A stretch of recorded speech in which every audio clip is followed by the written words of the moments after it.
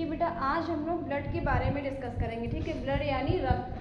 तो जैसे हम लोगों ने कोशिका वाले चैप्टर में पढ़ा था कि कोशिका के अध्ययन को क्या बोलते हैं, कोशिका को सेल बोलते हैं ना, तो कोशिका के अध्ययन को क्या बोलते हैं, साइटोलॉजी बोलते हैं, ठीक है। उसी प्रकार से हम ब्लड के अध्ययन को क्या बोलेंगे, सेरोलॉजी बोलेंगे, हेमेटोलॉजी बोलेंगे, ठीक है। ये क्या है, तो ब्लड एक प्राकृतिक कोलाइड है, संयोजी ऊतक है, क्योंकि ये जोड़ने का कार्य करता है, तो ये संयोजी ऊतकों से बना हुआ है। इसका पीएच जो होता है, इसका पीएच मान जो होता है क्षारीय होता है, ठीक है।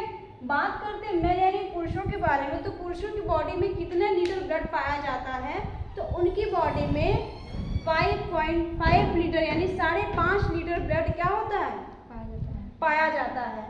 और महिलाओं में कितना पाया जाता है, अगर लीटर में काउंट करें तो महिलाओं में 5 ml। तो एक बात बताइए, महिलाओं में कम क्यों है, पुरुषों में ज़्यादा क्यों है? महिलाएं जो है ना, आधा पुरुषों का खून चूस के अपने अंदर लेती हैं, ठीक है, इसलिए उनका आधा एक्स्ट्रा है। पहले एक मजाक था। आगे देखते हैं स्प्लीन क्या है। अगर हम बात करते हैं ब्लड स्टोर होने की, तो जो ये ब्लड है ना, ये कहाँ पे इकट्ठा होता है, तो प्लीहा में। ये स्टोर कहाँ होता है, देखिए स्टोर कहाँ होता है, प्लीहा में। प्लीहा यानी स्प्लीन। स्प्लीन में ये जो ब्लड होता है वो इकट्ठा होता है। स्प्लीन को ही क्या कहते हैं, ब्लड बैंक कहते हैं, या ब्लड या फिर ग्रेवयार्ड कहते हैं। इसका मतलब क्या हुआ, खून का कब्रिस्तान भी कहेंगे। यहाँ पे क्या मिलेगा आपको, सिर्फ ब्लड ही ब्लड मिलेगा, ठीक है। तो और अगर हम बात करें कोलेस्ट्रॉल लेवल की, तो इसका कोलेस्ट्रॉल 200 ग्राम प्रति डेसीलीटर होता है। किसका, हम ब्लड की बात कर रहे हैं ना।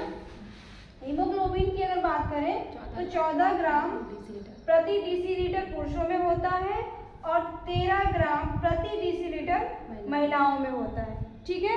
तो ये जो है ये ओरल है, आप इसको समझ लीजिए। अब हम बात करते हैं इसके निर्माण की।